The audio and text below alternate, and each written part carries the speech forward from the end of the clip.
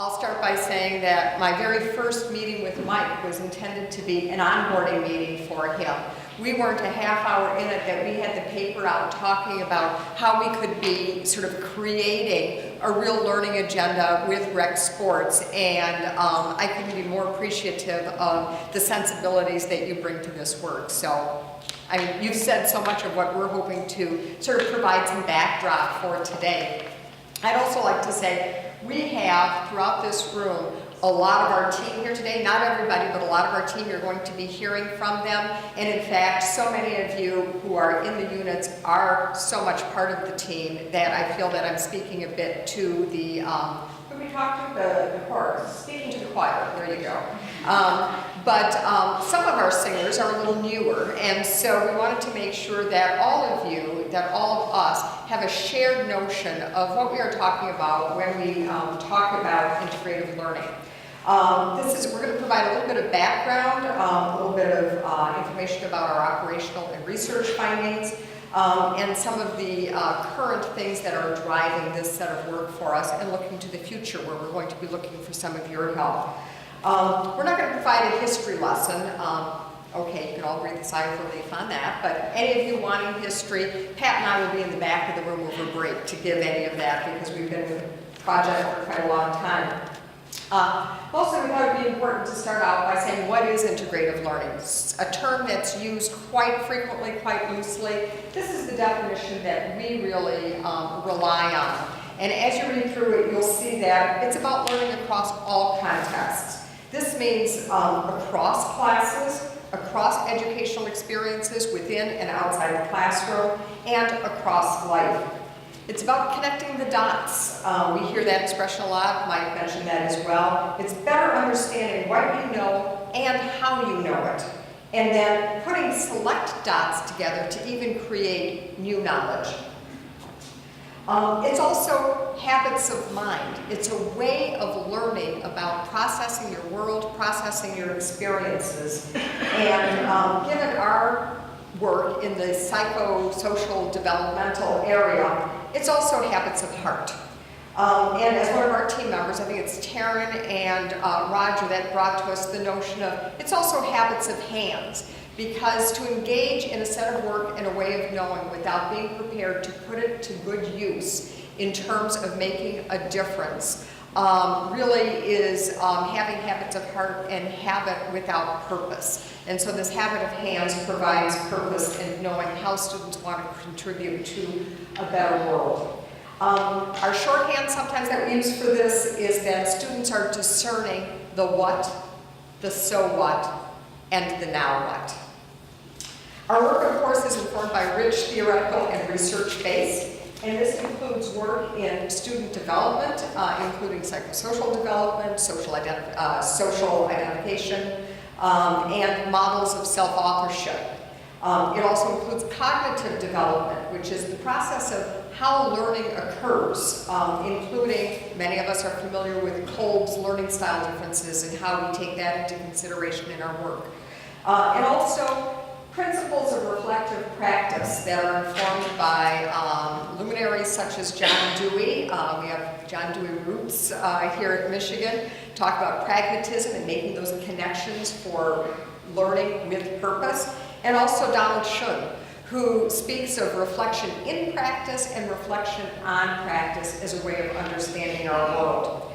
So integrative learning is really a kind of pedagogy. Pedagogies require tools, and our most robust tool to date is the portfolio. So oftentimes you will hear across student life and other places that we talk about students doing a portfolio. But that's simply coding talk for a learning approach that emphasizes meaning-making across diverse learning experiences through a pedagogy of constructed reflection. Integrative learning is really a process. It's not content. You see an example here of a student. So many people know Praveen. Praveen is in the room. You'll be hearing a bit more from him in just a moment. But here's an example of Praveen doing his work, really thinking through his social identity development. And when you have an opportunity to read this, you are going to see this is powerful learning. And you will see that demonstrated here.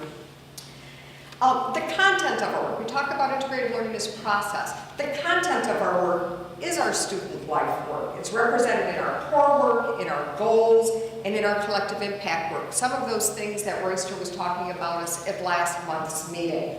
This is all the things that we deliver through our units and across the division. Integrative learning is the process that helps students tie these rich, diverse experiences together. If you think of a weaving loom, this is sort of our rough version of a weaving loom.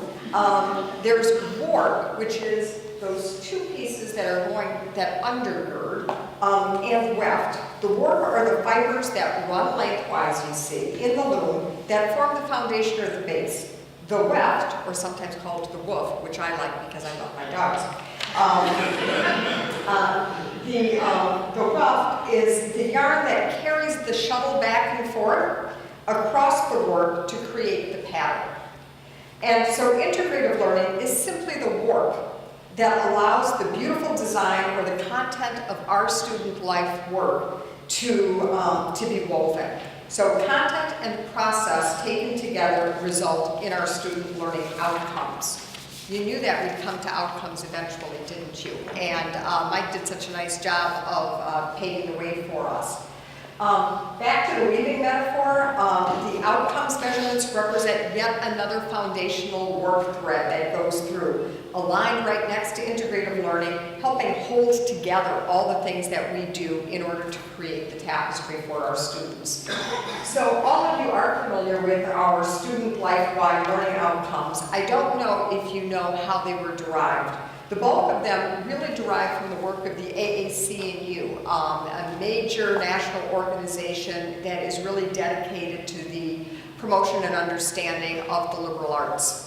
In addition to our own learning outcomes being informed by the fine work of the AAC&U, it's also informed by the particularly fine and targeted work of our Pathways for a Diverse Democracy group. Some of you in this room sat on that committee. This is the work that helped create a set of outcomes that are really quite unique to the Michigan experience and really represent our value system. Taking these outcomes together, a number of years ago, a number of us devised measures to actually measure these outcomes that have been tested in a survey instrument for a number of years now, so that we've got a great start for actually a database. The instrument has high validity, which is to say that the stuff that we think that we're measuring, it's actually measuring, and that's a good thing for us to know in being able to tell our student life story.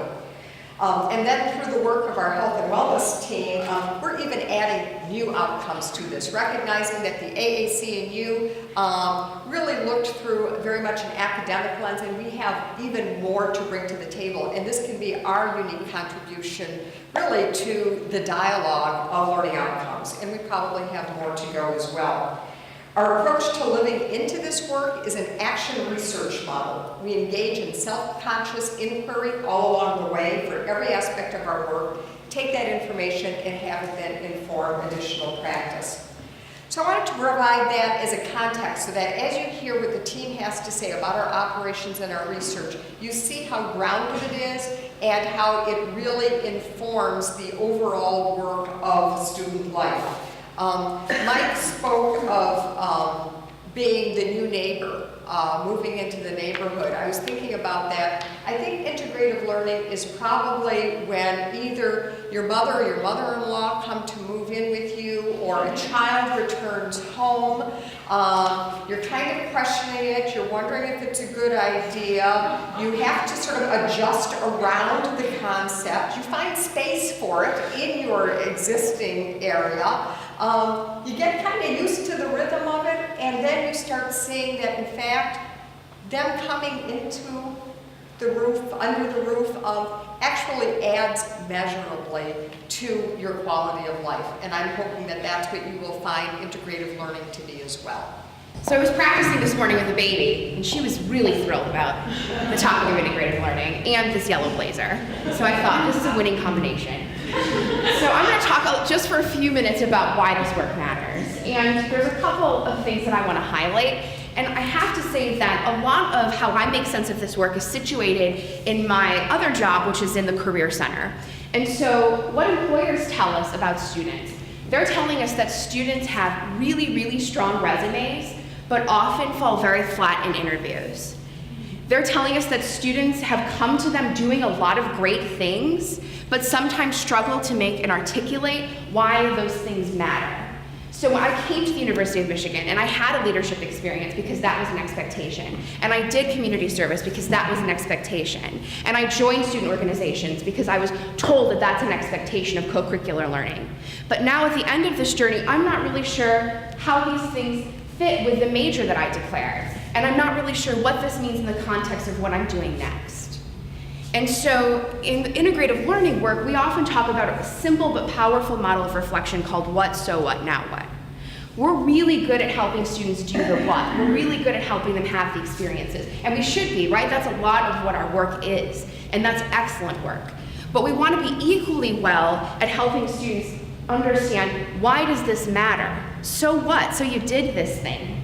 How does this connect to your academic experience? How does this connect to who you are, your beliefs and values? How does this connect to the identities that you embody? And then what does all of this mean in the context of where you're going? And so this is why we do integrative learning work, so we can connect those dots, so we can help students make meaning, and so we can prepare them for what's next.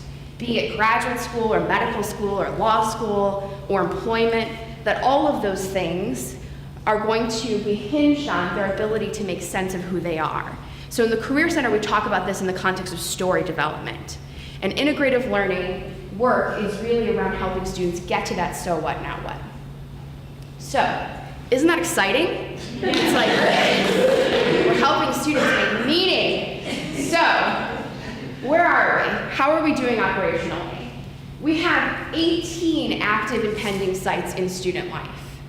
Last year, when we conducted the campus-wide census on electronic portfolio or integrative portfolio creation, what we discovered is that student life has the most portfolio creators out of any school, college, or unit on the University of Michigan Ann Arbor campus. So we had around 1,200 students, approximately 4% of UM undergrads in student life, doing integrative learning pedagogy, doing parts of or all of integrative portfolio creation. Wow. We had 24 trainings, workshops, events, and conferences. Because of our leadership in this area, we are asked to do a lot of work in helping others do this work well. So we train within student life so we can all train ourselves about how to get better at this, so we can move conversations from being transactional to developmental, where we help students make sense of who they are and why who they are matters. And we consult outside of student life so we can help others get better at this too. We hosted a regional conference here in May that was the most attended regional conference of any that the International ePortfolio Association has put on. So we had a lot of activity happening in that area, and it continues to increase our visibility around the leadership that we bring in this work.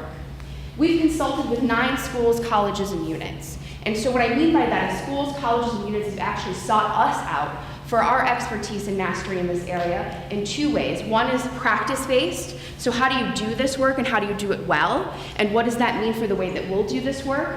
And for our action-based research agenda. You're doing some great research. You have a valid and reliable pre- and post-test. We also want to be a part of it. So that would include schools like the College of Engineering. We've done some consultation with the business school. An exciting development is we're actually collaborating right now with athletics. Yes, which is all, right? All of the, the fervor on campus, we're there too. And so we're doing a lot of work institutionally to collaborate with our academic partners. I also want to talk just briefly about our research findings. And I'm going to invite Pat Gurin to add anything here. This actually was supposed to be our research leads portion, Matt DeMonburn. Unfortunately, he has strep throat. So we were like, please stay home. And we will go ahead and cover that, right, because no one wants strep throat. So we're going to talk just briefly about what we found. So first we found that all students gained in doing the electronic integrative learning portfolio process. Students that do more parts of this process gain more. We've also found that students who completed portfolios in more than one course or program, that their gains are not mitigated. So often the feedback that we get is like, well, students might be doing multiple portfolios. That's true, and we recognize that that presents some potential challenges that we're working through, but what we also know is that doing integrative pedagogy multiple times does not reduce learning gain. You still learn, you still engage the process of knowing yourself and making meaning, even if you're doing this in multiple instances. We found that students at all class levels show significant gains. So the argument, for example, that this doesn't work with first-year students is a false notion. We know, in fact, that it works incredibly well with first-year students. It works equally well with seniors, and our sophomores and juniors, of course, as well. Graduate students, to be completely frank, we haven't done a ton of, our data doesn't reveal a ton about graduate students, but we've got some interesting developments happening in that area. And we do integrative learning pedagogy with staff as well in the Emerging Leaders program. And then finally, we find that gains are consistent across gender and race and ethnicity. We've also found that employing integrative pedagogy matters. So we look at our data in student life and we compare it to those entities that are doing the pre-post outside of student life. And what we find is that our gains are greater. And our hypothesis is that our gains are greater, meaning students are learning more because of the integrative pedagogy that we rely on. So we make it very clear, and Simon indicated this, that this is about the process of integrative learning. So our portfolio process is not a sexy resume. It's not another LinkedIn profile. Those things are very valid, don't get me wrong. I've looked at thousands of resumes. But this is something more than that. This is something different than that, and that pedagogy matters. We've also found that integrated portfolio gains last. So we do longitudinal data collection where we go back 2 years or 3 years and have our students take this survey again. And what we find is that their gains are still consistently and statistically significantly higher than before they had the portfolio experience. And then finally, we know that peer facilitation works. This slide in particular is incredibly positive because what it says is that those students that engage this process in a peer-led site have statistically significant, sometimes higher learning gains than those that are in a faculty or staff-led site. This is really crucial when we talk about scalability because what it means is it doesn't have to be a faculty or staff that leads this process out in order for it to be successful. So Pat, I wanted to invite you to add anything. You good? Okay. Excellent. Okay, so speaking of peer facilitation, we want to highlight some of our partners that are in the room that are doing this work. And so I want to start by actually inviting our Making the Most of Michigan team to come up and speak about the exciting work that they're doing.